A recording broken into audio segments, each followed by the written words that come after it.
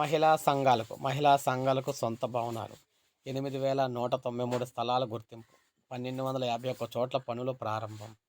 So మీరు చూసుకున్నట్లయితే ఇటువంటి బిల్డింగ్స్ అయితే మహిళలకు సంబంధించి ప్రతి ఊర్లో మహిళలకైతే కట్టబోతూ ఉన్నారనమాట.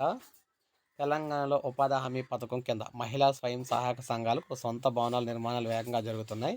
ఇప్పటికీ 8,193 చోట్ల స్థలాలను గుర్తించగా 6,261 భవనాలకు గ్రామ పంచాయతీల నుంచి అనుమతి అయితే తీసుకున్నారు.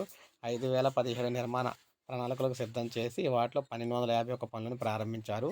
రాష్ట్ర వ్యాప్తంగా 4.57 లక్షల సంఘాలు ఉన్నాయి. ప్రస్తుతం అవి పాఠశాలలు, అంగన్వాడీ కేంద్రాలు, అదేవిధంగా గ్రామ పంచాయతీలో సమావేశాలు నిర్వహిస్తూ ఉన్నాయి. ఒక్కోసారి వేదికలు దొరకడం ఇబ్బందికరంగా మారింది. ఈ నేపథ్యంలో రాష్ట్ర ప్రభుత్వం ఉపాధి హామీ పథకంలో భవనాల నిర్మాణం చేపట్టాలని చెప్పి నిర్ణయం తీసుకుంది. ఒక్కో దాన్ని 10 లక్షలతో 200 గజాల్లో 552 చదరపు అడుగుల్లో నిర్మించేందుకు ఆదేశాలు అయితే ఇచ్చింది.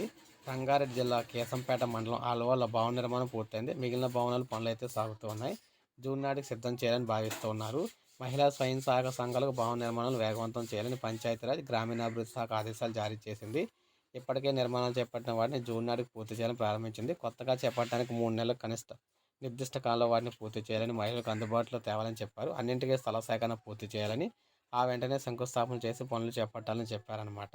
సో మొత్తంగా చూసుకున్నట్లయితే ఉపాధి హామీ పథకం కింద ఈ పనుల నిర్మాణం చేపట్టగా కేంద్రం ఈ పథకాన్ని రద్దు చేసి జీరాంజీ పథకం తెచ్చింది. దీంతో భవన నిర్మాణాలపై అనుమానాలు పడ్డాయి. జీరాంజీ పథకం అమల్లోకి వచ్చిన భవన నిర్మాణం కొనసాగే వీలుందని అధికారులు అయితే పేర్కొన్నారు. సో ఏది ఏమైనా మొత్తంగా డ్వాక్రా మహిళలకు తెలంగాణలో డ్వాక్రా మహిళలకు సంబంధించి గుడ్ న్యూస్ అని చెప్పుకోవచ్చు. ప్రతి ఊళ్ళో కూడా వారికి సొంతంగా భవనం అయితే కడుతున్నారనమాట. సో ఇది అప్డేట్. ఒక లైక్ చేయండి, సబ్స్క్రైబ్ చేసుకోండి, మన ఛానల్ సబ్స్క్రైబ్ చేసుకోండి.